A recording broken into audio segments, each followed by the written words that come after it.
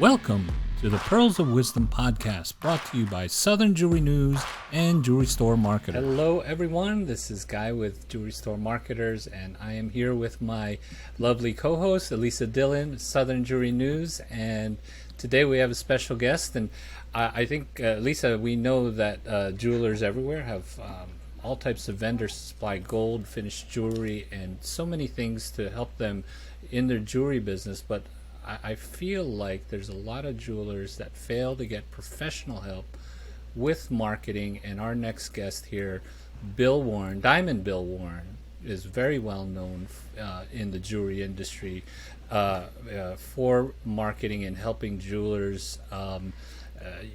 Bill, you put out a couple books and podcasts to help. Welcome. We are certainly honored and grateful to have you on the podcast. Well, thank you. And it's a pleasure to be here with you today. And I appreciate what you do, the quality, and all you're doing to help our wonderful industry.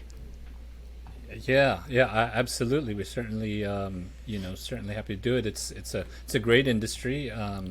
I've been in the industry for quite a while, maybe close to 20 years, but probably you guys have a few more years, or we've been working in jewelry for quite a while.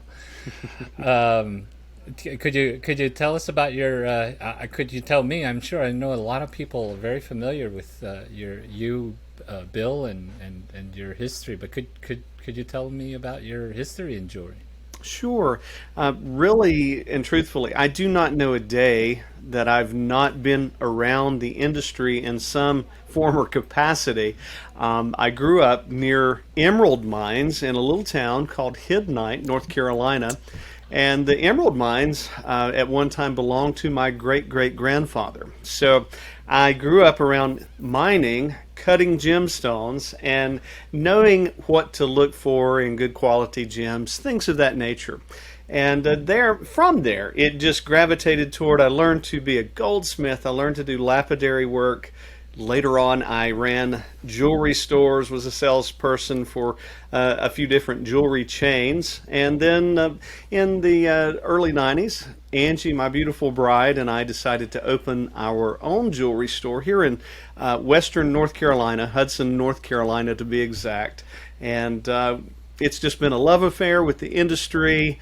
We're still learning today, and I always am grateful.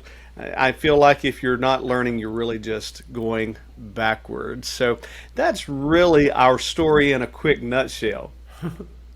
Yeah, fantastic. Learning, that's a pretty good point, and I see that you've done a lot to help people learn and teach people about your success.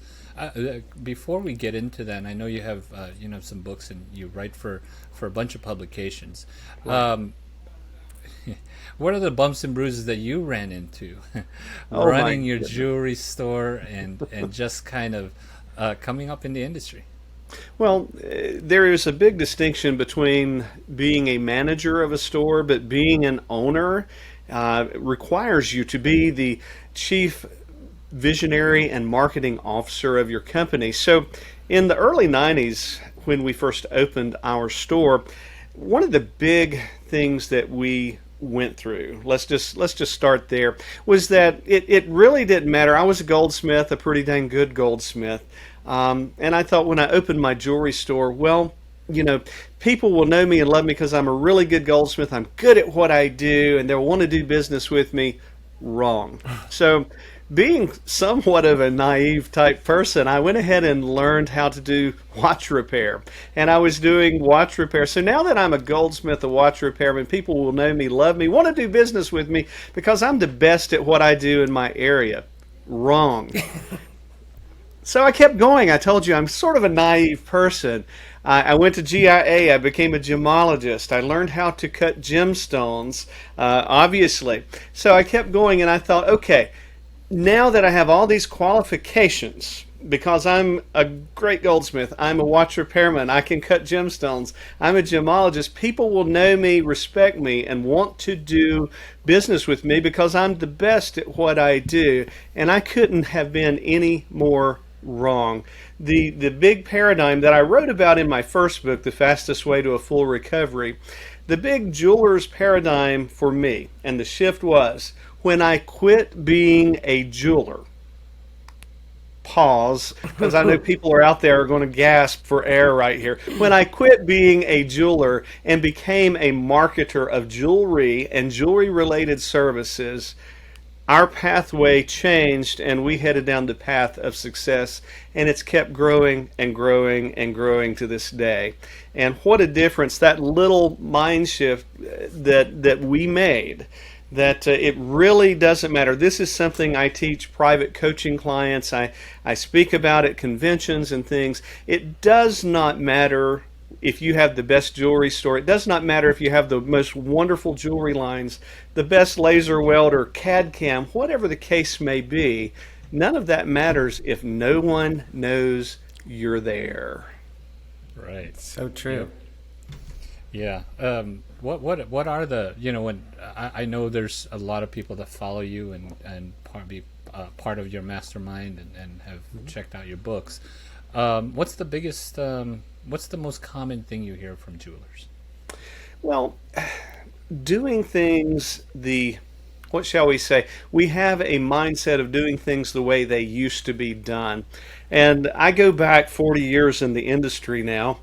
And the thing was, back in the day, we could run a full page ad in a newspaper on Wednesday, and by Saturday, you could be rich with business coming in. Well, it just really it doesn't work that way any longer. Today, it takes more of a integrated omni-channel approach.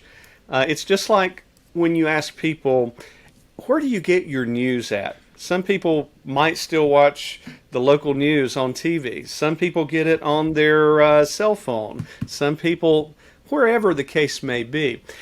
It's much that way with marketing a jewelry store. You've got to be where your clients are watching, and some are looking on their cell phone. Some are checking their email. Some are listening to the radio. Some are reading newspaper. Anyway, you've got to be, or appear to be, everywhere. And it's really not as hard as it would seem with today's technology. Right.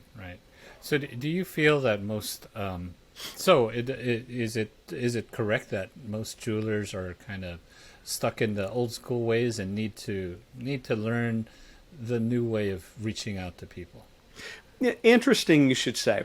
I was at the Atlanta Jewelry Show not long ago. And just speaking with jewelers, I can sort of tell within about 30 seconds of speaking with anyone where they fall in their way of thinking toward marketing and success-driven principles. And some people, I will ask, what's your major way of drawing traffic, profitable buying traffic to your jewelry store? And they might say something, well, I do a billboard and it does okay for me, or I put a little business card ad in the newspaper once a week, and and we get a little bit of traction from that. And I'm sitting there going, oh my God, you're not going to be here in 5 years. So that's one of the things, again, taking a omni-channel approach to marketing. Digital, oh my God, what a change social media has made. And again, it's like each day, and I'm sure both of you have found this, you have to start the day running, or just to keep up, just to keep up with technology and changes, or you're going to be left behind. And the shame of it is, we're losing a lot of great jewelers, independent jewelers in the industry, simply because they refuse to change their mindset, they refuse to change their business model, and it really is not all that hard to do so, but you've got to be willing to make that change. Right. That's right. Exactly. Good advice. Absolutely. Do you have a story? And I know there's a bunch of people that have put out videos about how much you've helped them, but do you have a special case that someone that was kind of resisted the new, marketing, but finally trusted you and worked with you and did use your principles and really came out much better in a better position. Yeah. Yeah, That's absolutely. One of the big changes that came about because of COVID, we all had to adapt, improvise, overcome, if you will, during this period of time. Virtual selling is something that has become the hot topic at a lot of industry functions, and just using, realizing that in your pocket you have a portable TV studio and that you can go live on Facebook, YouTube, Instagram, LinkedIn, wherever the case may be, and you can go live and create your own type of selling environment. And so many of my mastermind members, let's go there. I lead a group called the Ultimate Jewelers Mastermind, currently 71 members in that group that I get to work with on a very regular basis. And this is a cross section of jewelers all across America, not just the Southeast. So I get to hear things from multiple perspectives. There are mom and pop jewelers, there are online jewelers, there are studio operations. But one of the big things that I was fighting against as we went into the COVID environment was online virtual selling. And there's a lot of wonderful people who teach it. I happen to enjoy listening to all of them. But I have pushed a lot of my members into doing a Facebook Live event, an Instagram event, where you, I don't want to say stage it like QVC, but you have your own type of basically a TV show on social media. And the results, once you get going, once you stick your toe in the water, if you will, you find out the water's fine, it gets easier, you get more and more comfortable in front of a camera, you learn the equipment to use. And the big thing was, Bill, I am so afraid that this is going to take away from my in-store brick and mortar sales, or Bill, I'm afraid I might come across as cheesy or this and that, and I don't want to hurt. Well, first of all, let's dispel the myths. This is not going to take away from your brick and mortar store revenue stream. It's an additional revenue stream to that. So you are not only getting supreme marketing value by using virtual selling, but you have another revenue stream. And let's just be real. And this is hard for some, especially if you're ingrained in the old way of thinking. Some people only want to buy through virtual means. I'm sorry, Mr. and Mrs. Jeweler, who have been in business for 30 years, but that is the reality of the situation. There are a lot of customers who will never come through your jewelry store's door, but they will buy from you online and they will make significant purchases. Will you be the one that steps up and helps them do so, or will they be going to your competitor, QVC, whatever the case may be? But those who have embraced this and embraced this new way of selling, this new revenue stream, it's so exciting to hear the results. Several of our group members have done $20,000, $40,000, $100,000 in sales in the just space of 1 hour. Wow. So, and then many of them make it an weekly practice to do shows. Some do it monthly. Whatever the case is, it's really proven to be a revelation in their thinking and in their store success. Sounds good. Absolutely. And I have seen many of those live, live streams and different jewelers that do that. We had Valeska Jewelers on the podcast, did that interview at the Atlanta Jewelry Show. And like you said, jump in, get started. I think what we hear a lot from people is it's never going to be perfect up front. You gotta get into it. You gotta start doing it. Learn, improve, but don't wait. Perfect sometimes is getting it done is better than perfect. Well, one of the pieces of advice, and Catherine Pierce is absolutely awesome. She does a great job. The thing is, I think many jewelers are intimidated, and they think, well, I can't appear as Vanna White, or I can't appear as whoever it may be. Well, friends, the truth of the matter is your customers aren't looking for some other person. They're looking for you, and they want you to be real and not somebody that you're not. Go in the bathroom, shut the door, and get in front of the mirror with your phone and just practice a little bit. It will come, I promise. Right. Right. I get this once in a while, and I wanted to find out your take. Is, a lot of jewelers, okay, not a lot, a bunch of jewelers would probably ask, what's that one thing that I can do like quickly to get business? And usually it's like, well, there's no silver bullet.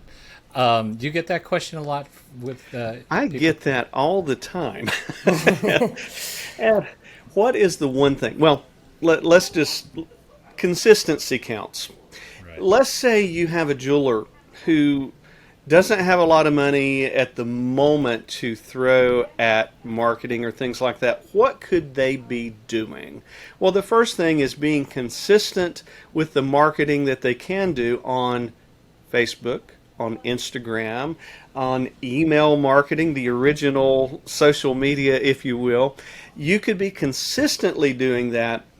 I guess, Guy, the thing that's frustrating, probably to you, as it is to me, is people sometimes will say, and I'm just highlighting social media, not that it's the only thing, it's an important piece of the puzzle, but they say things like, well, Bill, I tried that for a week or two, and I put one post up a week, and nothing happened. Well, that's not how it works. Consistency counts. Learning to ask questions, to be engaging with your followers, and creating a dialogue. That's one of the things that you could be doing right now anywhere. Absolutely. And more than a week. It's, you got to build the Every day. momentum. Yeah. It should Every go day. at least 2 weeks. At least 2. No, I'm just kidding. Build the momentum. That's what I tell That's people right. in advertising. It's the same thing. I mean, you got to put it out there. If you don't put it out there, no one sees it. So Right. be consistent and build that momentum. Good advice. Talking about consistency, I know Bill has written many articles for Southern Jewelry News, right, Elisa? And Yeah. Love probably a lot of really good feedback from some of those. You got any favorites or things that people that have mentioned to you? One of the articles that I got the most traction from in recent memory was an article entitled "Why Gross is for Vanity and Net is for Sanity," and it's a part of a longer story that I will try to condense as best I can. The article came about, a friend of mine, a fellow colleague and teacher, Jim Palmer, coined this phrase a long time ago, and I'm certainly a fan of his. But I was coming back from a jewelry show, and I had just presented and had been talking about success principles and how to build profitable buying traffic in your jewelry store. I'm sitting in a small town on the coast of South Carolina, and on the way back home, and my wife had went shopping, as she often does, and so I'm sitting in a swing overlooking a waterway, and I'm just reading a book, and my phone rings, and a gentleman says, I was just at the jewelry show where you spoke. I wrote down your number, and I really enjoyed your presentation, but I'm wondering, can you help me in building more traffic for my jewelry store? Could you maybe take a look? I happened to be sitting in the very town that gentleman was in. And I said, where is your jewelry store? He said, I'm at 179 Main Street, whatever. I was 1 block away sitting on the waterfront. I said, friend, today is your lucky day. I am going to come by and see you in just a few minutes. I happen to be in your town. And so I walked to the store, lovely, lovely store, and not a big store, maybe 800-900 square feet at most, if that much. The guy has two showcases, okay? One showcase has nothing but prototype mountings that you could order or custom design. Another case has a few pieces of estate jewelry. That's it, okay? I want to paint the picture. On the wall, he has a big flat screen TV, and beneath that, he has his CAD/CAM program. And I don't remember which program he was using. It may have been Counter-Sketch or Custom Studio, whatever, but one of the programs. And in the back, he had a laser welder. So I'm already intrigued by all this, okay? And my mind is running. And I just get down to the nuts and bolts of things, and I say, well, what is your business based off? He said, well, I'm doing lots of repair. I'm doing custom. Obviously, you see I do CAD/CAM, a little bit of estate jewelry and that kind of thing. And I said, do you own this building? Yes, I own my building, and I own it free and clear. Okay, wonderful. You've been here a long time, yes, and it's very obvious to me while I'm here, the space of time was maybe an hour. The guy has good traffic, he's doing well. He just wants to do a little bit better, but I'm really intrigued with all this, and I keep going, and I said, friend, do you mind sharing with me, you have basically no cost of goods, okay? You don't have inventory. You are building things to order, doing custom CAD/CAM type work. What is your volume each year? And he says, well, I am doing just slightly more than $500,000 in sales. And I said, now, let me get this straight. You have virtually no inventory. You own your building free and clear. It's you and your wife and maybe one other person working. And, I had to sit, and it was one of those moments where the light bulb went off. It was like eureka. There are jewelers everywhere that I'm sure come to both of you, and they say, what can I do to get my jewelry store to $1 million in sales, or $500,000, 1.5, 2, 3, whatever the number is. And I'm sure there are jewelry stores who are $1 million a year stores. A lot of independents want to hit that particular mark, I notice. And they are not doing as well as this gentleman, who is doing $500,000 a year with no cost of goods. His gross profit is through the roof, okay? And he's not sitting worried about old, stale inventory. His net is probably more. His net profit is probably more than what somebody who's doing $1 million a year, because of the way he structured his business. I found it absolutely amazing. That's why gross is for vanity, and net, my friends, is for sanity. That's a good story. Wow. That is a great story, and he happened to be pretty lucky that you were a block away or very down the street. It's one of those miracles, Yeah. That was some divine intervention right there, I must say. Yeah. Yes, he it needed was. help. And so you helped this guy out, and is he still doing well? I mean, is this someone that came on, Bill? I'm sure. As far as I know, I haven't talked to him in some time, but he's doing well, he and his wife, and they're living the good life. That's good. Creating traffic is easy enough, but I was very, as I said, intrigued with his story, and I've shared it for some time now, and in hopes that it will help jewelers realize it's not just about gross sales. It's not how much you make, it's how much you take home and you keep. That's right. That's right. Wow. Absolutely. I'm curious, Bill, why are you so passionate about helping and teaching jewelers about improving their businesses? Great question. Well, just to be very blunt, I've been on both sides of the coin. I've been successful, and I've not been successful. And I can tell you that being successful is a whole lot better. And I remember those times. And I'm not afraid to share. I'm an open book. People ask me, it must be nice to be at a certain level, whatever the level is in someone's eyes. And I just say this, I'm sorry you weren't there those years when I came in and the power was cut off. I'm sorry for those years when I was just hoping, praying, asking God, please send me another sale. Give me more grace. Give me more understanding. Help me to know what to do. And God's like, we haven't done enough with what I've already given you, rather than giving you more. So I know what that feels like. And if I could spare one person the agony of some of the things early on that Angie and I went through, it would be all worth it.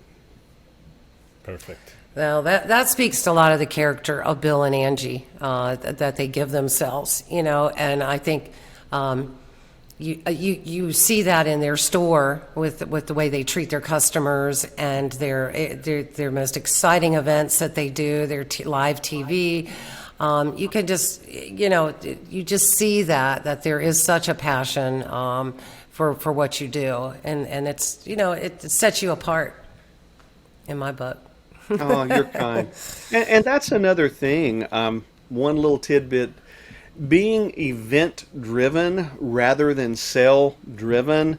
I mean, all we need in the jewelry industry right now, guys, is another sale, so to speak, a 50% off sale, a whale of a, whatever it is.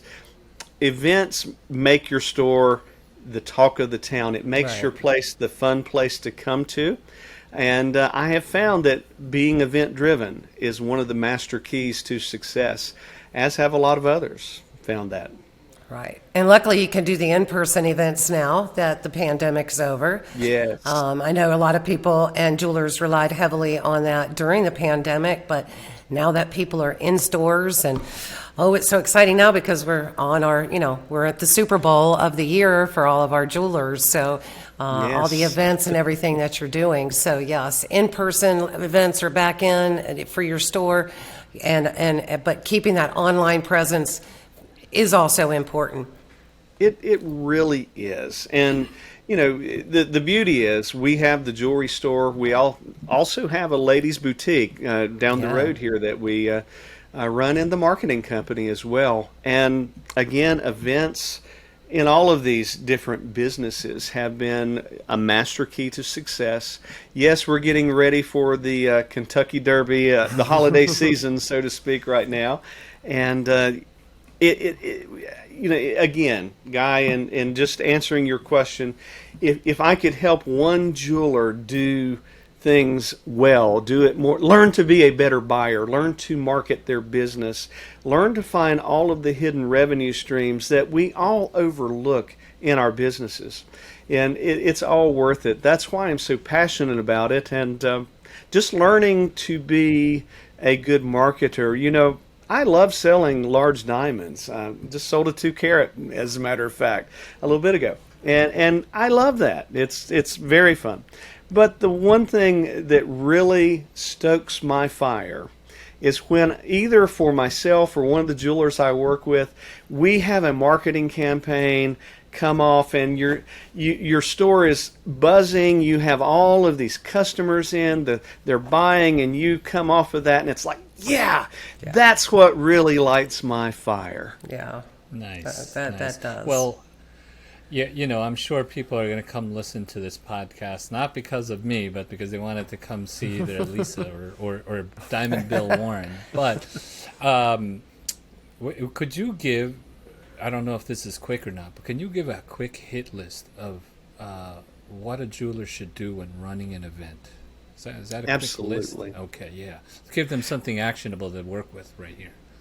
I work with a gentleman who does estate events, antique jewelry and things, and I help a lot of his clients with their events. The beauty is the formula works across all different formats, whether it's a ladies' night, whether it's a men's night, whatever the case is. Make sure you at least start 30 days out saving the date type of a campaign. In other words, send an email, save the date for the event, create a Facebook event page, start with in-store signage, let people know at least 1 month out that, hey, we're having this event in our store, we want you to come. And then I really like direct mail, especially to your in-store mailing list, your client database. I have found that timing a direct mail piece to hit about 12 to 15 days out from your event is crucial. And on that postcard, direct mail letter, whatever the case may be, make sure you give a client more than one reason. Yeah, you're having an event, but what's in it for me? Why should I come to your event? Well, one, we're going to have some food, some wine. We're going to have a giveaway every hour. We're going to be doing different things. Different offers appeal to different people. That's another thing. Posting on Pinterest, posting on Facebook, Instagram as it gets closer, being very, again, here it is, consistency counts, being consistent and letting people know. And then, of course, telemarketing. We cannot lose that in the shuffle. Letting your sales staff have a listing of your best clients, inviting them to the event and the week of, because we have wonderful technology such as all kinds of texting programs. Send a text to your best clients. Let them know about it. Again, it's just the old adage, hitting the customer where they are at, because some people prefer text, some like emails, some like direct mail. You've got to hit it in various ways. Nice. That's some serious pearls of wisdom right there. Got some Absolutely. good tips. Yeah, and I know that was some really good information from you. Elisa has a hit list of things that she wants to hit you with. There we go. We call these some. I don't know if you've ever done them, Bill, but rapid fire questions. Oh yes, Okay. absolutely. All right. Well, I got a couple one. All right. What's the last big diamond you purchased and from who? So far as for stock or for custom? Either. Okay, well, the last big diamond in my store that I purchased, a 3 carat from GN Diamond Company, who I'd like to do business with. Shout out to GN Diamond. They're one of my favorite suppliers. I love they are. They're great. Yeah. We Yes. did a didn't we do a webinar with Asaf and stuff? We did. Yeah. I know did. they're one of your great. Are you have a bench jeweler? Yes. Okay. What is your bench jeweler's pet peeve? Well, don't bring him opals or emeralds to bezel set. He's going to be angry. My pet peeve. Making sure his big pet peeve is before he gets in, he likes to have all the pieces cleaned before he goes to work on them, and we like to do that for him. Right. That's good. Another question. Who is the Gold Mine's best-selling designer? That is a great question, and I'm going to answer that saying it is I. I love to do CAD/CAM, and the best-selling designer is me. Nice. What product is your best recent discovery?